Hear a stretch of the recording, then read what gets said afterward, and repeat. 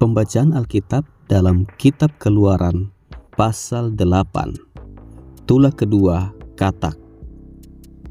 Berfirmanlah Tuhan kepada Musa, "Pergilah menghadap Firaun dan katakan kepadanya, beginilah firman Tuhan, biarkanlah umatku pergi, supaya mereka beribadah kepadaku.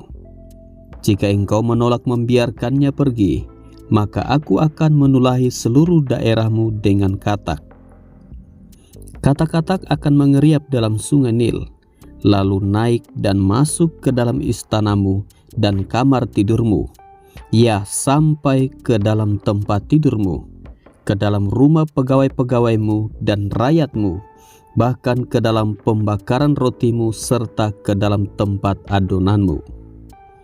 Katak-katak itu akan naik memanjati engkau, memanjati rakyatmu dan segala pegawaimu." Berfirmanlah Tuhan kepada Musa, "Katakanlah kepada Harun, ulurkanlah tanganmu dengan tongkatmu ke atas sungai, ke atas selokan dan ke atas kolam, dan buatlah katak-katak bermunculan meliputi tanah Mesir."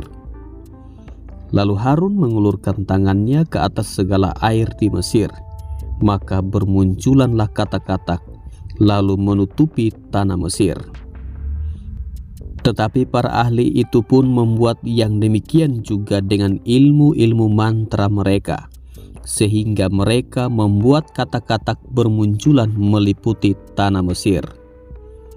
Kemudian Firaun memanggil Musa dan Harun serta berkata, "Berdoalah kepada Tuhan, supaya dijauhkannya katak-katak itu daripadaku dan daripada rakyatku, maka aku akan membiarkan bangsa itu pergi, supaya mereka mempersembahkan korban kepada Tuhan." Kata Musa kepada Firaun, "Silakanlah tuanku katakan kepadaku, bila aku akan berdoa untukmu, untuk pegawaimu dan rakyatmu, supaya katak-katak itu dilenyapkan daripadamu dan dari rumah-rumahmu, dan hanya tinggal di sungai Nil saja." Katanya, "Besok." Lalu kata Musa, "Jadilah seperti katamu itu, supaya tuanku mengetahui bahwa tidak ada yang seperti Tuhan Allah kami. Maka katak-katak itu akan dijauhkan daripadamu, dari rumah-rumahmu, dari pegawai-pegawaimu, dan dari rakyatmu, dan hanya akan tinggal di sungai Nil saja." Lalu Musa dan Harun keluar meninggalkan Firaun, dan Musa berseru kepada Tuhan karena katak-katak yang didatangkannya kepada Firaun. Dan Tuhan melakukan seperti yang dikatakan Musa, sehingga katak-katak itu mati lenyap dari rumah, dari halaman dan dari ladang. Dikumpulkan oranglah bangkai-bangkainya bertumpuk-tumpuk, sehingga tanah itu berbau busuk. Tetapi ketika Firaun melihat bahwa telah terasa kelegaan, ia tetap berkeras hati dan tidak mau mendengarkan mereka keduanya, seperti yang telah difirmankan Tuhan. Tulah ketiga, Nyamuk. Berfirmanlah Tuhan kepada Musa, "Katakanlah kepada Harun, ulurkanlah tongkatmu dan pukulkanlah itu ke debu tanah, maka debu itu akan menjadi nyamuk di seluruh tanah Mesir." Lalu mereka berbuat demikian. Harun mengulurkan tangannya dengan tongkatnya dan memukulkannya ke debu tanah, maka nyamuk-nyamuk itu hinggap pada manusia dan pada binatang. Segala debu tanah menjadi nyamuk di seluruh tanah Mesir. Para ahli itu pun membuat yang demikian juga dengan ilmu-ilmu mantranya untuk mengadakan nyamuk-nyamuk, tetapi mereka tidak dapat. Demikianlah nyamuk-nyamuk itu hinggap pada manusia dan pada binatang. Lalu berkatalah para ahli itu kepada Firaun, "Inilah tangan Allah." Tetapi hati Firaun berkeras, dan ia tidak mau mendengarkan mereka, seperti yang telah difirmankan Tuhan. Tulah keempat, Lalat Pikat. Berfirmanlah Tuhan kepada Musa, "Bangunlah pagi-pagi dan berdirilah menantikan Firaun. Pada waktu biasanya ia keluar ke sungai, dan katakanlah kepadanya, beginilah firman Tuhan, biarkanlah umatku pergi, supaya mereka beribadah kepadaku.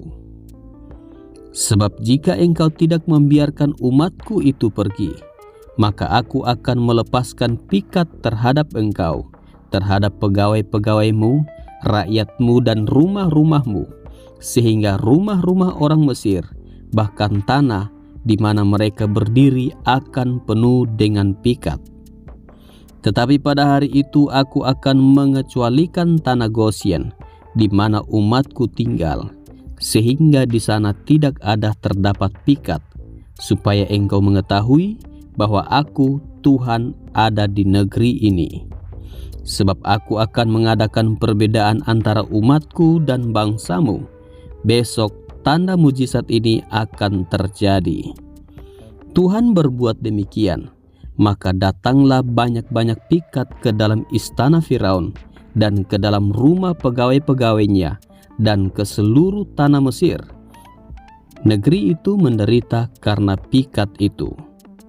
Lalu Firaun memanggil Musa dan Harun serta berkata, pergilah, persembahkanlah korban kepada Allahmu di negeri ini.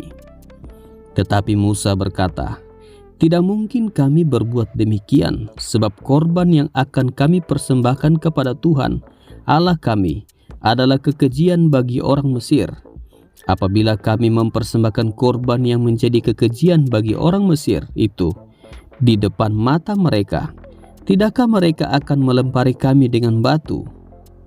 Kami harus pergi ke padang gurun 3 hari perjalanan jauhnya untuk mempersembahkan korban kepada Tuhan Allah kami, seperti yang difirmankannya kepada kami.